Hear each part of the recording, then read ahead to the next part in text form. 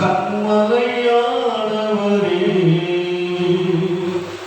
என்னை காக்கும் தெய்வம் நீரே. எந்த கண்மலையானவரே, என்னை காக்கும் தெய்வம் நீரே. வல்லமை மாட்சிமை நிறைந்தவரே, மகிமைக்கு பாத்திரரே. வல்லமை மாட்சிமை நிறைந்தவரே, மகிமைக்கு பாத்திரரே. ஆராதனை உமக்கே, ஆராதனை உமக்கே, ஆராதனை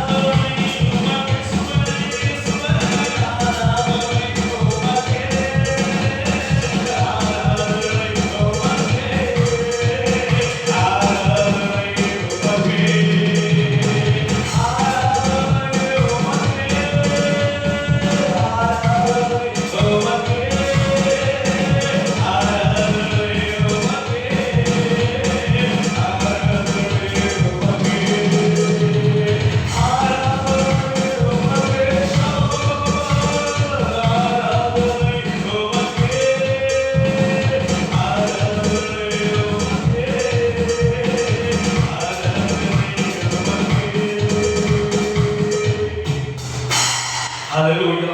ஆண்டவரை ஆராதிப்பது பெரிய பாக்கியம். ஒருவேளை ஆலயத்தில் கூட தேவனுடைய சமூகத்தில் இருக்கிறோம் என்று இந்த நம்பிக்கையோடு கூட தேவனை ஆராதிப்போம். காரணம், நாம் தேவனை ஆராதிக்கும் போது அவர் நம்ம நினைக்கிறவராக இருக்கிறார். நம்மை தேவன் ஆசீர்வதிக்கிறவராக இருக்கிறபடினாலே வருகிற நாட்கள் நம்முடைய மாநிலத்திலே எல்லா காரியம் நடைபெற்று மறுபடியும் கடந்த ஆண்டை போல லாபத்தை கடந்து போக போகிறோம். தேவன் தேவைகளை சந்திக்கும்படியாக வீடுகளிலே தேவனை ஆராதிங்கள், குடும்பமாக தேவனை ஆராதிங்கள். தேவனை ஆராதிப்பது நம்முடைய வாழ்க்கையில் மிகுந்த ஒரு பாதுகாப்பு. தேவனை ஆராதிக்கின்ற போது தேவன் நம்மை நினைக்கின்றவராய் இருக்கிறார். நினைக்கும்படியாய் ஆராதிக்க வேண்டும். கர்த்தர் நினைக்கிறவர். தேவகுமாரன் நினைக்கும்படியாக தேவனை ஆராதிக்கும் போது தேவன் நம்ம நினைக்கிறார். இன்றைக்கு மாத்திரமல்ல, ஒவ்வொரு நாளும் வீடுகளில் குடும்பமாக ஒரு நேரத்தை ஒதுக்கி தேவனை ஆராதிங்கள். அது உங்களுக்கு கர்த்தர் பாதுகாப்பை கொடுப்பதற்கு எதுவா இருக்கிறது. தேவன் நினைக்கும்படியாக தேவகுமாரன் நினைக்கும்படி ஆராதிப்போம். நன்றியானவர். தேவகுமாரா தேவகுமாரா என்ன நினைச்சிடுங்க. தேவகுமாரா தேவகுமாரா கொஞ்சம் நினைச்சிடுங்க. தேவன் நினைக்கும்படியா ஒவ்வொரு நாளும் தேவன் நினைக்கும்படியா ஆரம்பிக்கும். தேவன் நினைப்பாக சொன்னால் ஆசீர்வதிப்போம். எந்த சூழ்நிலையும் தேவன் இந்த மாதம் உங்களை ஆசீர்வதிக்கும்படியாக தேவகுமாரா தேவகுமாரா என்ன நினைச்சிடுங்க. தேவகுமாரா தேவகுமாரா கொஞ்சம் நினைச்சிடுங்க. அது இங்க நினைச்சா ஆசீர்வாதம். எந்த மனதா எங்கே போவேன்னா நினைச்சா ஆசீர்வாதம். எந்த மனதா எங்கே போவேன்னா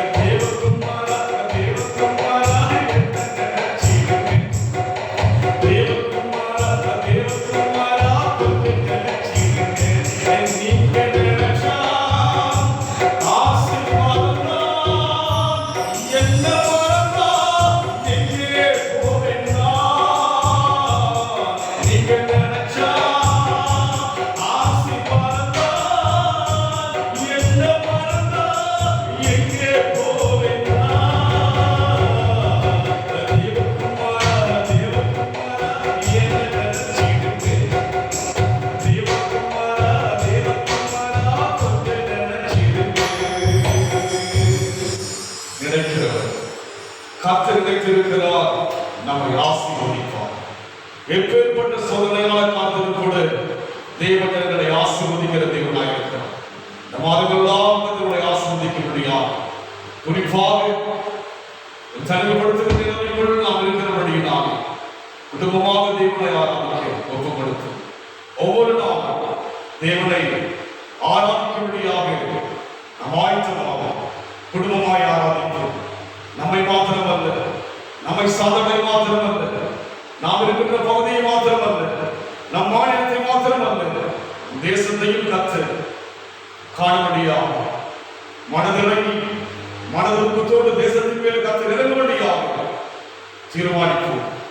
ஒவ்வொரு நாளும் தவறாதபடிக்கு தெய்வ சமூகத்தில் குடும்பமாய் ஆராதிக்க ஒப்புக்கொடுக்கும். தேவனே, நீர் பொறுப்பெடுத்துக் கொள்வீராக. தேவ செய்தி மூலமாய் எங்களை பலப்படுத்தும், எங்களை ஆர்வப்படுத்தும், எங்களை தைரியப்படுத்தும், எங்களை உற்சாகப்படுத்தும். ஆவியில் எங்களை விரும்பியுள்ளாச்சா ஆவியில் வந்திருப்பதற்காக நன்றி செலுத்துகிறோம். தேவன் வெளிப்படுகிறார். இயேசுவின் நாமத்தில் பிதாவே, ஆமென்.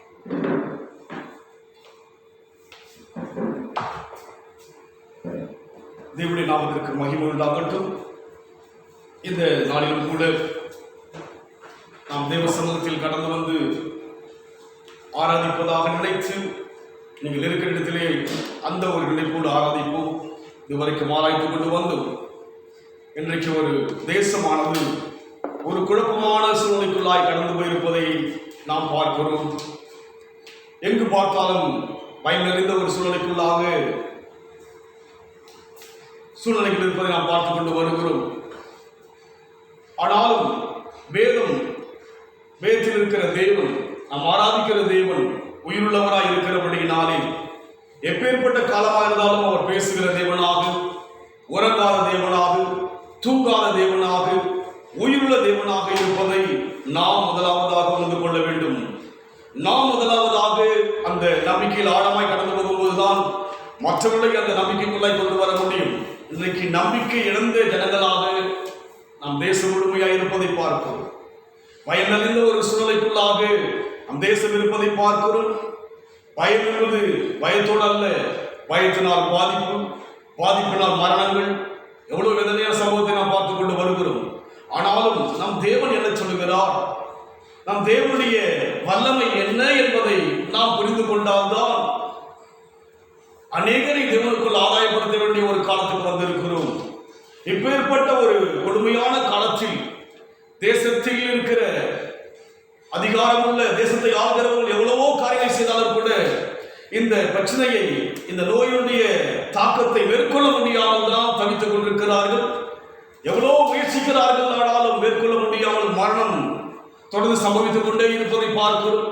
இந்த நோயினுடைய தாக்கமானது, இந்த கொரோனா நோயினுடைய கொலையினுடைய தாக்கமானது அதிகரித்துக் கொண்டிருப்பதை பார்க்கிறோம். இன்னும் சொல்ல போனால் வருகின்ற நாட்களிலே இன்னும் அதிகமாக அதிகரிக்கும் என்று சொல்லி அநேகர் சொல்வதை பார்த்துக் கொண்டிருக்கிறோம்.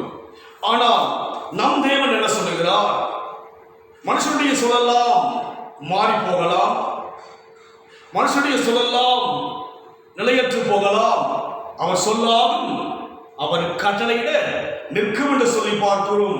அவர் என்ன சொல்லுகிறார், நமக்கு நாம் ஆராதிக்கிற தேவன் உயிருள்ள தேவன், நம்மை காண்கிற தேவன், நம் ஜெபத்தை கேட்கிற தேவன் என்ன சொல்லுகிறார், நமக்கு மாத்திரமல்ல நம் மூலமாக அனைவருக்கு சொல்கிற செய்தி என்ன என்று சொல்லி நாம் தியானிக்கும்படியாக சங்கீத புத்தகம் 46ஆம் சங்கீதம் 7ஆம் வசனம்.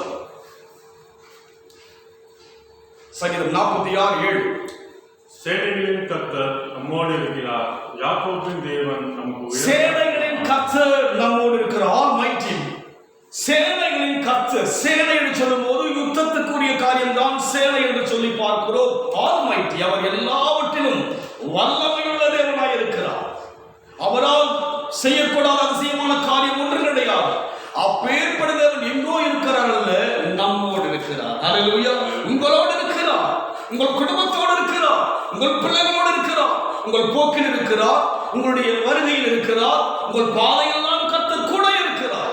அன்றைக்கு மோசே ஜனங்களை வழிநடத்தி கொண்டு வருகிறார். லட்சக்கணக்கான மக்களை வனாந்தர வழியிலே கொண்டு வருகிறார். வனாந்தரமான பாதையிலே, ஒரு கேள்விக்குறியான பாதையிலே தேவ ஜனங்களுக்கு வேண்டிய சகலம் நடந்து கொண்டு வருவதை பார்க்கிறோம். அப்படி நடத்தி கொண்டு வந்த மோசே மரித்து விடுகிறார். மோசைக்கு பின்னால் யோசுவாவை தேவன் எழுப்புகின்றார். ஆனால் யோசுவாவுக்குள்ளாக கலக்கம், யோசுவாவுக்குள்ளாக குழப்பம், யோசுவாவுக்குள்ளாக தடுமாற்றமான ஒரு சூழ்நிலைக்குள்ளாக இருந்த போது யோசுவாவை பார்த்து தேவன் சொல்லுகிறார், பலம் கொண்டு திடமனமாயிரு, நீ போகவிடமெல்லாம் தேவனாகி கர்த்தர் உன்னோடு கூட இருக்கிறான்னு சொல்லி அவனை தைரியப்படுத்துவது போல இன்றைக்கு நாம் கூட கலக்கமான ஒரு சோதனைக்குள்ளாய் இன்றைக்கு இருக்கிறோம். தனிப்பட்ட குடும்ப ரீதியான குழப்பத்தின் உள்ளாய் இருக்கிறோம். சமுதாயத்தில் இன்றைக்கு நம் நிலைமை எல்லாம் ஒரு கேள்வியா இருக்கிறது. ஆனால் வேதத்தில் தேவன் சொல்லுகிறார், சேனைகளின் கர்த்தர் நம்மோடு இருக்கிறார். அவர் எல்லாவற்றையும் வென்றவர், அவர் எல்லாவற்றுக்கும் மேலானவர், அவர் மகத்துவமானவர், அவர் வல்லமையுள்ளவர், அவர் சாதாரணமானவர். நாம் வழிபடுகிற தேவன் அவர் சர்வ வல்லவராய் இருக்கிறார். சேனைகளின் கர்த்தர் யுத்தங்களை மேற்கொள்கிற தேவனாய் இருக்கிறபடினாலே அவர் எங்கே இருக்கிறார்? ஏதோ ஒரு மலையில் அல்ல, ஏதோ ஒரு குன்றில் அல்ல, ஏதோ ஒரு மரத்தில் அல்ல, ஏதோ ஒரு நதியில் அல்ல. யாக்கோபின் தேவன் யாராய் இருக்கிறார்? சேனையின் கர்த்தர் நம்மோடு இருக்கிறார். உங்கள் குடும்பத்தில் இருக்கிறார் சொல்லி தேவனை ஸ்தோத்திரியுங்கள். ஹல்லேலூயா. தேவனை ஸ்தோத்திரியுங்கள். உங்கள் குடும்பத்தில் தேவன் இருக்கிறார், உங்கள் வீட்டில் தேவன் இருக்கிறார். அவர் யார்? அவர் சேனைகளின் கர்த்தர், ஆல்மைட்டி. சேனைகளின் கர்த்தர், வெற்றி சிறந்தவர், மரணத்தை ஜெயித்தவர், இன்றைக்கு உயிருள்ளவராய் இருக்கிறபடினாலே அவர் உங்களோடு கூட இருக்கிறார். இதை விட வேற என்ன வார்த்தை வேண்டும்? நமக்கு கலங்கி இருக்கிறோம் அல்லவா? வருகிற நாட்கள் தொடர்ச்சியாக நம்முடைய மாநிலத்திலே 14 நாட்கள் தடை செய்யப்பட்டிருக்கிறது. வெளியே செல்ல முடியாதபடிக்கு மறுபடியும் அந்த சூழ்நிலைக்குள்ளாக இருக்கிறோம். ஆனால் கர்த்தர் உங்களோடு இருக்கிறார். யார் அவர்? சேனையின் கர்த்தர். உங்களுக்கு விரோதமாக எழும்புகிற எல்லா காரியத்தையும் மேற்கொள்கிற ஆல்மைட்டி லார்ட் தேவன் உங்களோடு இருக்கிறார். தேவன் உங்களோடு இருக்கிறார். தைரியமாயிருங்கள், கர்த்தர் உங்களோடு கூட இருக்கிறார். நம் தேவன் சொல்கிற வார்த்தையை அப்படியே செய்கிறவராய் இருக்கிறபடினாலே வேதம் என்ன? வேதம் கழிக்கிற வேதம் எப்படியே யோசிக்கிறோம். இது சத்தியம், இது பொய் சொல்லாத சத்தியம் இது. அதனால் சேனையின் கர்த்தர் உங்களோடு கூட இருக்கிறார். இவையெல்லாம் மேற்கொள்ள முடியாதபடி குழப்பமாய் இருக்கிறீர்களோ, இவையெல்லாம் மேற்கொள்ள முடியாதபடிக்கு தடுமாற்றமாய் இருக்கிறோமோ, தேசமும் மேற்கொள்ள முடியாமல் தடுமாறுகிறது. இன்றைக்கு மனிதனுக்கு மனிதன் யுத்தம் அல்ல, மனிதன் கண்களால் பார்க்க முடியாத ஒரு சூழ்நிமித்தமாக இன்றைக்கு மனிதனுடைய வாழ்க்கையில் ஒரு யுத்தம் நடந்து கொண்டிருக்கிறது. மேற்கொள்ள முடியவில்லை. மனிதனுக்கு மனிதனோ, நாட்டுக்கு நாடோ யுத்தம் நடந்தால் அதை மேற்கொள்வதற்கு ராணுவம் இருக்கிறது, எல்லாம் இருக்கிறது. ஆனால் இன்றைக்கு கண்களில் காண முடியாத ஒரு காரியம் மனிதனை மேற்கொண்டு அழைக்கிறதாக, மனிதனை மேற்கொண்டு பலவீனப்படுத்தும்படியாய் அதை பார்க்க முடியவில்லை. அந்த வைரஸை யாராலும் பார்க்க முடியாதபடி இருக்கிறது. மேற்கொள்ள முடியவில்லை மனிதனா. எவ்வளவு மருந்துகளை கொடுத்தாலும் கூட அந்த மருந்துகள் மேற்கொண்டு மனிதனை மரணத்துக்குள் கொண்டு போவதை பார்க்கிறோம். இன்றைக்கு எவ்வளவோ ஜனங்கள் மரித்துக் கொண்டிருக்கிறார்கள், மேற்கொள்ள முடியவில்லை. ஆனால் தேவன் சொல்கிறார், அவர் யாராய் சொல்கிறார்? சேனைகளின் கர்த்தர் உங்களோடு கூட இருக்கிறார். மேற்கொள்கிறவர். யுத்தத்தை மேற்கொள்வது போல உங்கள் பிரச்சனைகளை மேற்கொள்கிறபடியான சேனைகளின் கர்த்தர், ஆல்மைட்டி, எல்லாவற்றுக்கும் மேலானவர். ஒரு சாதாரண கூட இல்லை. இன்னைக்கு நம் தேசத்தில் இருக்கிற ஆட்சி செய்கிற, ஆளுகை செய்கிற அத்தனை பேர் இருந்தாலும் கூட, மருத்துவர் இருந்தாலும் கூட, தேசம் பாதுகாக்கப்படியான காரியம் செய்தாலும் கூட, அந்த காண முடியாத அந்த காரியத்தை மேற்கொள்ள முடியாமல் இன்னைக்கு தத்தளித்துக் கொண்டிருக்கும் போது இவர் யாரை சொல்கிறார்? மேற்கொள்ள வருகிற அந்த காரியத்தை மேற்கொள்கிற சேனையின் கர்த்தர் உங்களோடு கூட இருக்கிறார். உங்களோடு இருக்கிறார். கர்த்தர் உங்களோடு இருக்கிறார். அதோடு மாத்திரமல்ல, எடுத்து நாம் வாசிப்போம். யோவேல் எழுதின தீர்க்கதரிசன புத்தகம் 2ஆம் அதிகாரம் 11ஆம் வசனம். யோவேல் 2:11.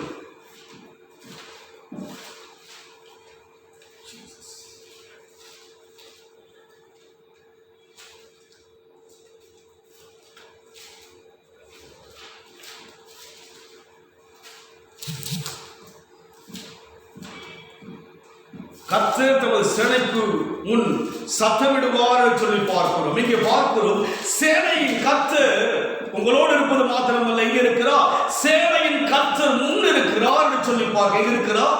ஏதோ சேனையின் கர்த்தர் பின் இருக்கிறவர் அல்ல, சேனையின் கர்த்தர் முன் இருக்கிறவராய் இருக்கிறார். இன்றைக்கு தேசத்தை ஆளுகிறவர்கள் இருக்கலாம், ஆனால் யுத்தம் வரும்போது யார் முன் இருப்பார்கள்? ராணுவ வீரர்கள் தான் முன் இருப்பார்கள். ஆளுகிறவர்கள் முன்னே இருக்க மாட்டார்கள். ராணுவ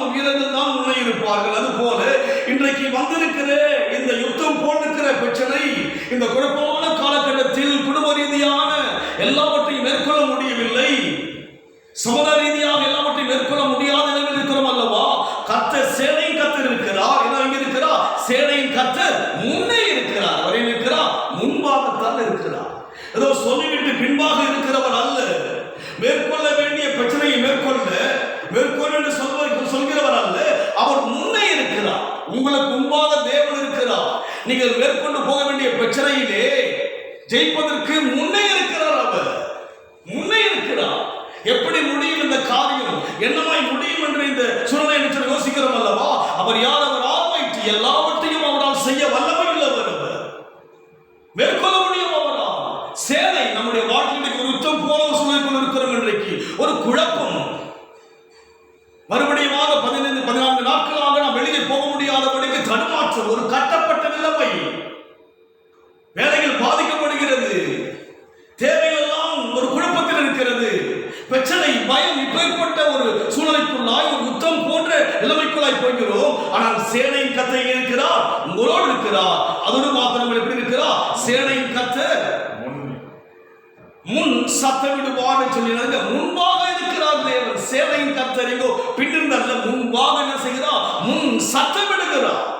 உனக்கு விரோதமாக எழுதுகிற எந்தாயும் வாய்க்காதே போகும் என்று சத்தமிடுகிறார். சத்தமிடுகிறவர் அவர், முன் சத்தமிடுகிறார். உன் தேவன் நீ சந்திக்கின்ற பிரச்சனையிலே பின்னால் இருக்கிறவர் அல்ல, முன்பாக இருக்கிறபடினாலே திடன் கொள்ளுங்கள். திடன் கொள்ளுங்கள், முன்பாக இருக்கிறார். உங்கள் பிரச்சனை யார்தான் முதலாவது மேற்கொள்ள முடியும்? அவர் தான் மேற்கொள்ள போகிறார். உங்கள் தேவை அவர் தான் கொடுக்க போகிறார், சந்திக்க போகிறார். குழப்பமான ஒரு காலம் தான் அல்லவா? தடுமாற்றமான ஒரு நேரம் தான் அல்லவா? பயம் இருந்த ஒரு சோதனைக்குள்ளாய் அல்லவா தேசம் போய் கொண்டிருக்கிறது. யாக்கோபின் தேவன் நம்மோடு கூட இருப்பது மாத்திரம் அல்ல, அவர் முன் இருக்கிறார். முன் இருந்து செய்கிறார், சத்தமிடுகிறவராய் இருக்கிறார். என்ன செய்கிறார்? சத்தமிடுகிற தேவன். உன் பிரச்சனைகளை மேற்கொள்ள முடிய சத்தமிடுகிறார். முன்பாக கடல் இருக்கிறது, கடக்க முடியாதபடிக்கு அவர் சத்தமிடும்படியாக மோசேக்கு சொல்லுகிறார், உன் கையில உன்னுடைய கரத்தை செய்வாக சமுத்திரராக நீட்டுவாய் சொல்லி தேவன் சொல்லுகிறார். முன்னே கடல் கடக்க முடியாமல் இருக்கிறது. என்ன நடந்தது? கடல் இரண்டாக பிளந்தது. அது போல இன்னைக்கு சந்திக்கிற எந்த ஒரு காரியத்தையும் கர்த்தர், சேனையின் கர்த்தர் உங்களோடு இருக்கிறார். இரண்டாவது இருக்கிறவர் முன் இருக்கிறார், சத்தமிடுகிறவராக இருக்கிறார். முன் இருந்து மௌனமாய் இருக்கிறவர் அல்ல, அவர் சத்தமிடுகிறவராக இருக்கிறார். உன் பிரச்சனையை மாற்றும்படியாக இருக்கிறார். அவர் உன் வாழ்க்கையில் இருக்கிற எல்லாவற்றையும் மாற்ற வர முடியும். அவர் எல்லாவற்றையும் செய்ய வல்லவராக இருக்கிறார். இன்றைக்கு நம் தேசம் மாத்திரமல்ல, மறுபடியுமாக பல மேல் தேசங்கள் எல்லாம் மறுபடியும் அதிகமாக இந்த பாதிப்பு வருவதாக சொல்லப்படுகிறது. நேற்று ஒரு சகோதரர் சந்திக்க போனேன். அவர்கள் இன்றைய தினத்திலே ஒரு யூகே கடந்து போகிறார்கள். அவர்கள் அங்கே வேலைக்காக சொல்ல மறுபடியும் யூகே மறுபடியும் நடக்க ஒரு வித்தியாசமான கொரோனா வந்து விட்டது, மூன்றாவது ஒரு வித்தியாசமா இருக்கு சொன்னார்கள். அவர்கள் தேசமெல்லாம் அன்றைக்கு தடுமாற்றமாய், உலகமெல்லாம் அன்றைக்கு தடுமாற்றமாய் இருக்கின்ற போது சேனைகளின் கர்த்தர் நம்மோடு இருக்கிறார். சேனையின் கர்த்தர் எங்கே இருக்கிறார்? முன்னே இருக்கிறார். எதற்கு முன்னே இருக்கிறார்? சத்தமிடுவதற்கு முன்னே இருக்கிறார். உங்களை அவைகள் மேற்கொள்ளாதபடிக்கு சத்தமிட தேவன் முன்னே இருக்கிறார். விசுவாசிக்கிறீங்களா? விசுவாசிக்க வேண்டும். விசுவாசித்தால் தான் தேவனுடைய மகிமையை காண முடியும். வார்த்தையை விசுவாசிக்க வேண்டும். கண்டல்ல, காணாமல் விசுவாசிக்கிறவன் தான் பாக்கியவான். நான் காண்கிறது உண்மைதான். இன்னைக்கு தேசம் பாதிக்கப்பட்டிருப்பது என் கண்களுக்கு தெரிகிறது உண்மைதான். ஆனால் காணாமல் என்று சொல்லுகிறார் யாக்கோபின் தேவன், சேனையின் கர்த்தர் உங்களோடு இருக்கிறார். விசுவாசியுங்கள். நீங்கள் விசுவாசியுங்கள். எங்கே இருக்கிறவர்? முன்னே தான் இருக்கிறார். சத்தமிடுவார். உனக்கு விரோதமாக எந்த ஒரு காரியம் வந்தாலும் சத்தமிட்டு தடுக்கத்தக்கதாக தேவனாய் இருக்கிறார். படகில் இயேசு இருந்தார். சீஷர்கள் கடந்து போகிற படகில் இயேசு இருந்தார். மேற்கொள்ளும்படியாக அங்கே பிரச்சனை வருவதை பார்க்கிறோம். தேவன் சத்தமிடுகிறவராய் இருந்தார். முன்னே அந்த படகில் தேவன் இருந்தார். செங்கல் ஊடாய் ஜனங்கள் கடந்து போகும்போது மோசேயோடும் ஜனங்களோடு கர்த்தர் இருந்தார். யோர்தானை கடந்து போகும்போது கர்த்தர் கூட இருந்தார். உடன்படிக்கை தேவன் கூட இருந்தார். அதுபோல இன்னைக்கு தேவன் சொல்கிறார், சேனையின் கர்த்தர் நம்மோடு உங்களோடு இருக்கிறார். ஒருமித்த எண்ணம் வர வேண்டும். நமக்குள்ளாக ஒருமித்த எண்ணம் வர வேண்டும். குடும்பங்களுக்குள் ஒருமித்த எண்ணம் வர வேண்டும். காரணம் என்ன? தேவன் என்னோடு அல்ல, நம்மோடு இருக்கிறார். அவர் யாராய் இருக்கிறார்? சேனையின் கர்த்தர் முன்னே இருக்கிறார். இரண்டாவது என்ன செய்கிறார்? சத்தமிடுகிறார். அவருடைய பாளையம் மகா பெரியது. அவருடைய பாளையம் மகா பெரியது. சாதாரணமானவர் அல்ல. உலகத்தில் இருப்பவனை பார்க்கிலும் உங்களுக்குள் இருக்கிறவர் பெரியவர். இன்றைக்கு தேசத்தையும் உலகத்தையும் ஆட்டி படைக்கின்ற அந்த கொரோனாவை விட தேவன் பெரியவர் என்பதை விசுவாசிக்க வேண்டும். நான் கர்த்தர் முன்னே இருக்கிறார். அவர் எப்படி இருக்கிறார்? அவருடைய பாளையம் மகா பெரியது. அவருடைய வார்த்தையின்படி செய்கிறதற்கு வல்லமை உள்ளது. அவருடைய வார்த்தையின்படி செய்கிறதற்கு வல்லமை உள்ளது. அவருடைய வார்த்தைக்கு வல்லமை உள்ளது. வெளிச்சம் உண்டாக கடவுள் சொன்னார், வெளிச்சம் உண்டானது. லாசருவே எழுந்து வா என்று சத்தமிட்டார். மரித்து 4 நாட்கள் ஆகப்பட்டு நாட்டம் எடுத்த லாசரு உயிர்ப்பிக்கப்பட்ட வல்லமை உள்ளது நம்முடைய தேவனுடைய வார்த்தை. விசுவாசியுங்கள். கண்களில் பார்க்கிற பிரச்சனையை கண்டு தோண்டு போக வேண்டாம். எதிர்காலம் என்னவென்று கழுவி போக வேண்டாம். என் தேவையெல்லாம் குறைவாக சொல்லி யோசிக்க வேண்டாம். அவர் வார்த்தை வல்லமை உள்ளது. வல்லமை உள்ளது. தேவ வார்த்தை வல்லமை உள்ளது. சேனையின் கர்த்தர் எங்கோ அல்ல, உங்களோடு தான் இருக்கிறார். உங்கள் குடும்பத்தோடு இருக்கிறார். முன்னிருக்கிறார். சத்தமிடுகிறவராய் இருக்கிறார். வல்லமை உள்ளது. அவருடைய வார்த்தை வல்லமை உள்ளது. கர்த்தருடைய நாள் பெரிதும் மகா பயங்கரமாய் இருக்கும். அதை சகிக்கிறவன் யார்? இங்கே பார்க்கிறோம், தேவனுடைய நாள் வருகிறது. அதை சகிக்க முடியாது. ஆனால் தேவன் யாரோடு இருக்கிறார்? சேனையின் கர்த்தர் உங்களோடு இருக்கிறார். சகிக்க முடியாத ஜனங்கள் எல்லாம் உலகத்தில் சகிக்க முடியாது. நாள் வருகிறது, சகிக்க முடியாத நாட்கள் வருகிறது என்று சொல்லி பார்க்கிறோம். ஆனால் தேவன் எங்கோ இருக்கிறவர் அல்ல. சேனையின் கர்த்தர் நம்மோடு இருக்கிறார். சேனையின் கர்த்தர் முன்னே இருக்கிறார். சேனையின் கர்த்தர் சத்தமிடுகிறவராய் இருக்கிறார். மேற்கொள்ள முடியாது. காற்றை பார்த்து சத்தமிட்டார். கடலை பார்த்து இறையாதே என்று சொன்னார். மிகுந்த அமைதல் உண்டாயிற்று. 4 நாட்கள் ஆகப்பட்டு மரித்த லாசருவை சத்தமிட்டு உயிரோடு கூட எழுப்பினார். இயற்கை காற்றை, இயற்கை கடலை செய்தார். கடலையும் காற்றையும் பார்த்து அமைதலாய் சொன்னார்.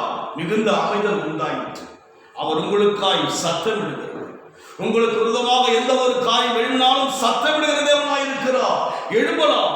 கொந்தளிப்பு போல காரியங்கள் எழும்பலாம். தடுமாற்றத்தை போல சூழ்நிலை எழும்பலாம். ஆனால் சத்தமிடுகிற செய்கிறார். எல்லாவற்றையும் மாற்ற வல்லவராய் இருக்கிறார். அதனால் நாம் சோர்ந்து போகவே கூடாது. வார்த்தைகளை விசுவாசிக்க வேண்டும். அங்கே தெளிவாய் சொல்லப்படுகிறது, அவருடைய வார்த்தையின்படியே செய்கிறதற்கு வல்லமை உள்ளது. வல்லமை உள்ளது. அவருடைய வார்த்தையின்படியே செய்கிறதற்கு வல்லமை உள்ளது. வார்த்தை வல்லமை உள்ளது. சேனையின் கர்த்தர் கூட இருக்கிறார். இந்த யுத்தம் போல சூழ்நிலை கூட கடந்து போகிறோம் அல்லவா, கூட இருக்கிறார். நாம் எதற்காக தேவனுடைய காலை சந்திக்க விரும்புகிறார்? சங்கீதத்திலே வாசிப்போம். சங்கீதம் 144:1 வாசிப்போம்.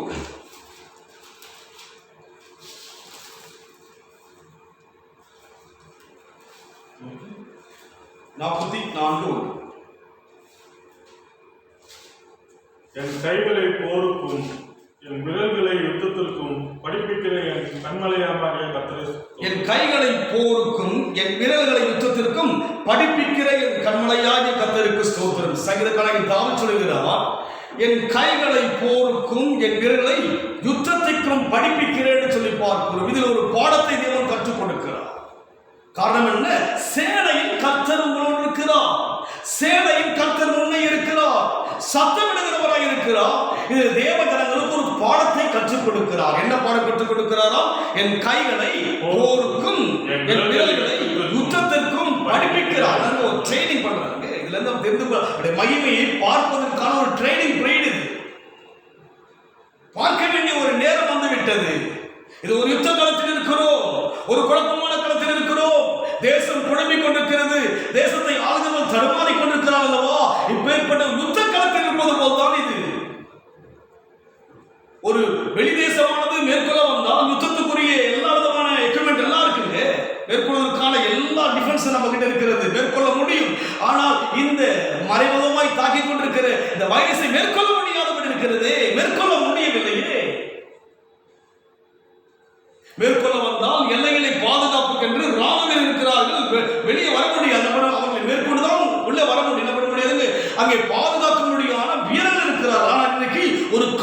போல மனுஷன் பார்க்க முடியாதபடிக்கு மனிதனை அழிக்க முடியாத ஒரு காரியம் வந்துவிட்டதே, மேற்கொள்ள முடியவில்லை. இந்த மேற்கொள்ள முடியாத காலத்தில் தான் தேவ ஜனங்களை பார்த்து சொல்கிறார், என் கைகளை போருக்கும் என் விரல்களை யுத்தத்திற்கும் படிப்பிக்கிற ட்ரைனிங் கொடுக்கிறாங்க. நமக்கு ஒரு லெசன் கற்றுக் கொடுக்கிறார். நமக்கு இந்த பிற்பட ஒரு குழப்பமான காலத்தில் கற்றுக் கொடுக்கிற காரணம் என்ன? அவர் யார்? சேனையின் கர்த்தர், என்னை பாதுகாக்கிறவர், என் கண்மலை அவர், என் கோட்டை அவர். அவரை காண்பதற்குரிய நேரம் வந்துவிட்டது. மீட்பர் உயிரோடு இருக்கிறார் சொல்வதல்ல, நேரம் வந்துவிட்டது. எப்போது வருகிறது? யுத்தத்தில் தான் வரும். ராஜாக்கள் யுத்தத்தில் அவரை கண்டார்கள். மேற்கொள்ள முடியாத கடலையுடைய மகிமையை கண்டார்கள், யோர்தானிலே மகிமையை கண்டார்கள், 40 வருஷம் மகிமையை கண்டார்கள் வனாந்திரத்தில். அதுபோல இன்றைக்கு மகிமையை காண வேண்டிய ஒரு காலம் வந்திருக்கிறபடினாலே சேனையின் கர்த்தரோடு கூட இருக்கிறார். இன்றைக்கு நம்மை எதை செய்கிறார்? படிப்பிக்க முடியும். ஒரு ட்ரைனிங் நமக்கு என்று ஒரு டீச் பண்ணிட்டு இருக்கிறார். இதில் எப்படி நாம் மேற்கொள்ள முடியும்? எப்படி இருக்க வேண்டும்? எப்படி தேவனை புரிந்து கொள்ள வேண்டும்? இன்றைக்கு கதவெல்லாம் மூடப்பட்டிருக்கிறது. நாம் இதயம் மூடப்பட வேண்டும் அல்ல. இன்றைக்கு தான் இதயம் திறக்கப்பட்டு தேவனோடு அதிகமாக உறவாட வேண்டும். ஆண்டவரே, நான் இன்றைக்கு என்னை ஆண்டவரே ஒரு தடை வந்து நான் வீட்டில் இருக்கிறேன் ஐயா, என்னை கொண்டு என்ன நோக்கம் கேட்க வேண்டிய ஒரு நேரம். யுத்தம் இன்றைக்கு தேசத்தில் மேற்கொள்ள முடியவில்லை. எவ்வளவோ மெடிக்கல் ரீதியாக காரியங்களை செய்கிறார்கள், முடியவில்லை.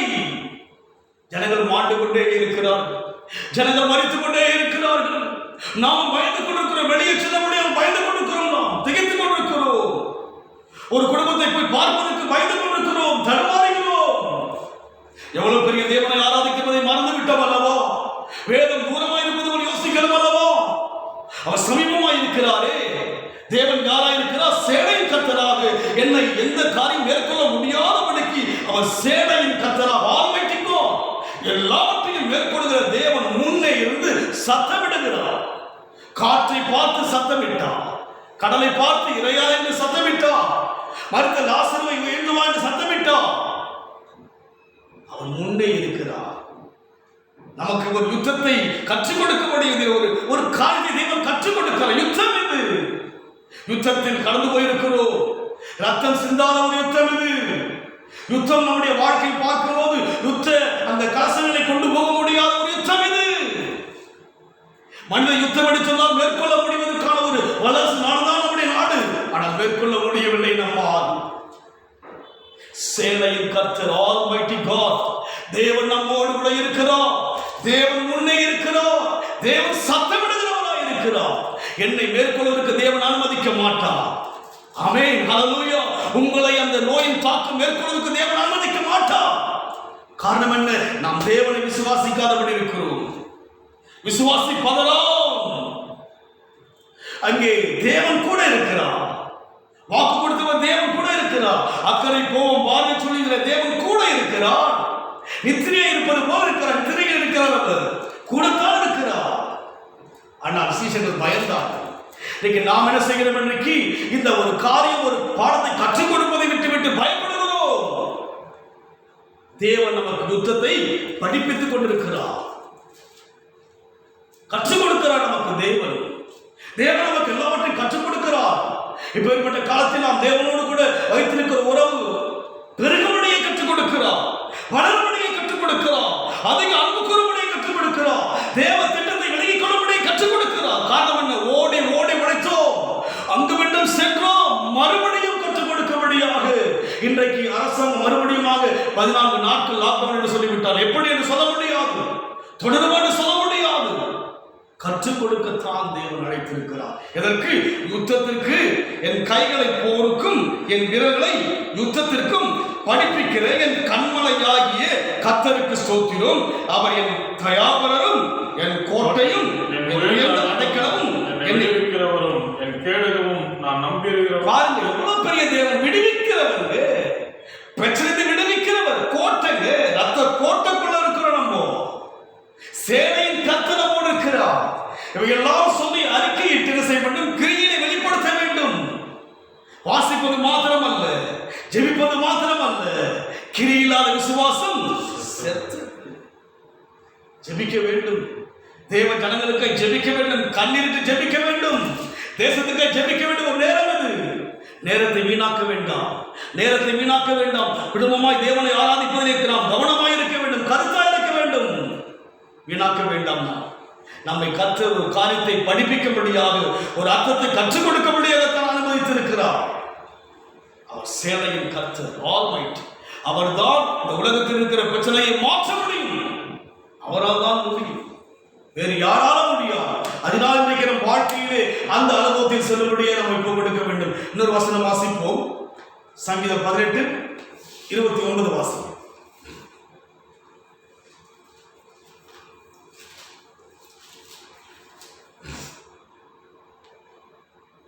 உம்மாலே நான் ஒரு சேனைக்குள் பாய்ந்து போவேன், என் தேவனாலே ஒரு மதிலை தாண்டுவேன். பாருங்கள், சேனையின் கர்த்தர் கூட இருக்கும் போது சங்கீதக்காரர் சொல்ல, உம்மாலே ஒரு சேனைக்குள் பாய்வேன்.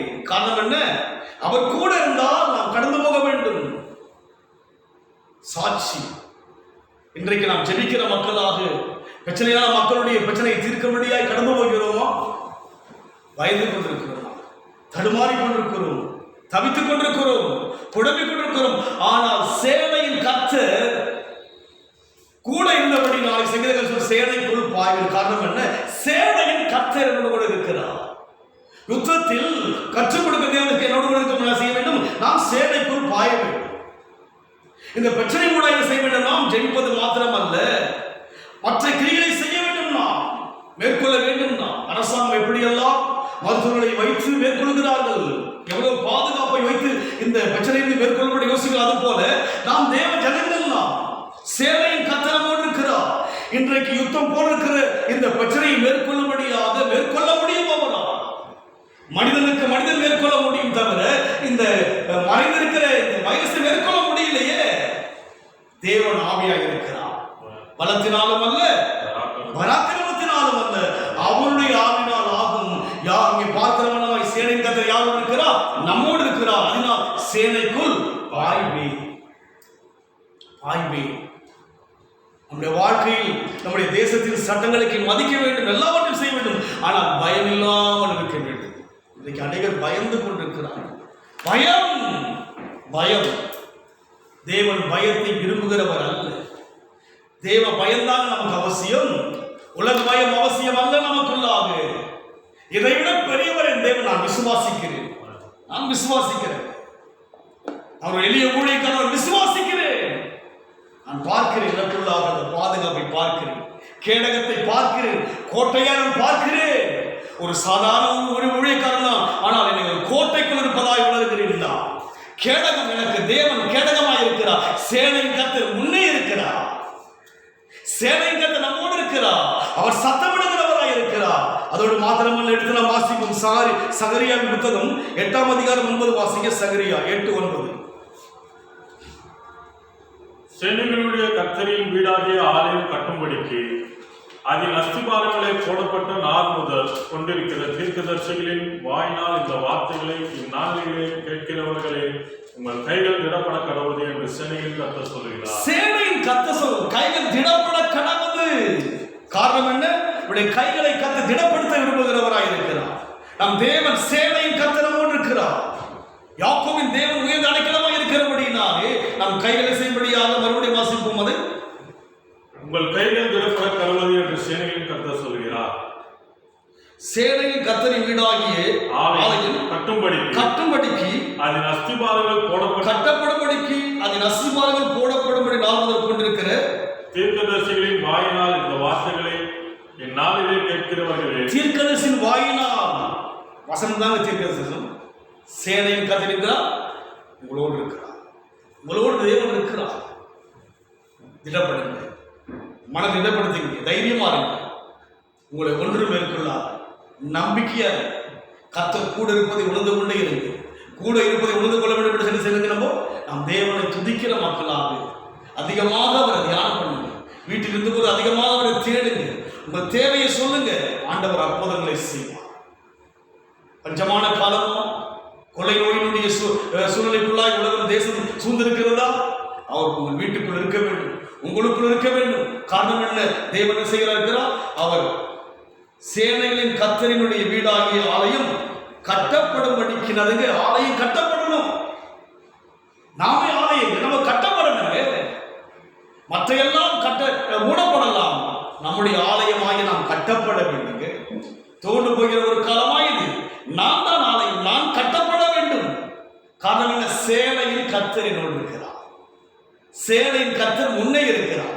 சேனையின் கர்த்தர் சத்தமிடுகிறவராய் இருக்கிறார். சேனையின் கர்த்தர் செய்கிறார். ஆலயம் கட்டப்படும்படிக்காக, அதோடு மாத்திரமல்ல, அஸ்திபாரம் போடப்பட்ட நான் முதல் கொண்டிருக்கிற தீர்க்கதரிசிகளின் வாயினால் இந்த வார்த்தைகளை இந்நாளிலே ஆலயம் கட்டப்பட வேண்டிய காலம், அஸ்திபாரம் போட வேண்டிய காலமாக இருக்கிறபடினாலே தீர்க்கதரிசிகள் வாயினால் என்ன வசனங்களை சொல்வதின் வாயினால் என்ன செய்யும்படியாக நீங்கள்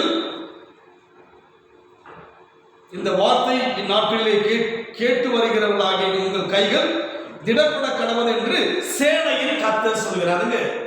வசனங்களை திடப்படுத்தி நீ ஒரு காலங்கள் ஆலயம் கட்டப்பட வேண்டும். நீங்கள் தான் ஆலயம். ஆவிக்குள்ளே கட்டப்பட்டு சேனையின் கர்த்தர் உங்களோடு கூட இருக்கிறபடினாலே உங்கள் மூலமாக அனைவர் அறியபடியாக சேனைக்குள்ள பாயும். யுத்தத்தை கர்த்தர் படிப்பிக்கிறார் நமக்கு.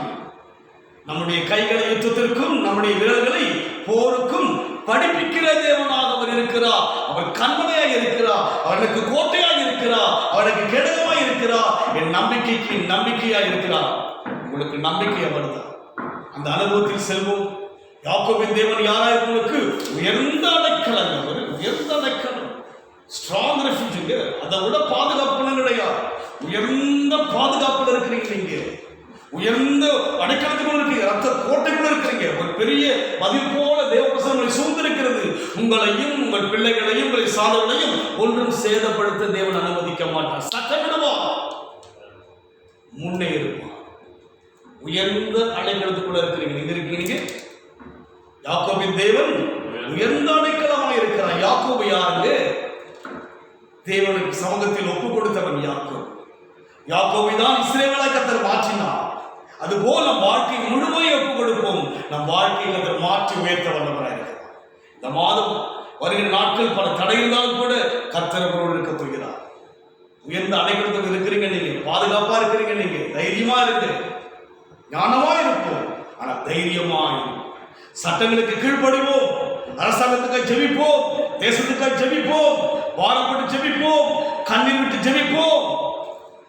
அதோடு மாத்திரமல்ல, நாம் பயமில்லாமல் கர்த்தர் இருப்பதை ஒவ்வொரு நாளும் உணர தேவன் கிருபை செய்ய நாம் கண்களை மூடி கர்த்தர் நோக்கிப்பார்.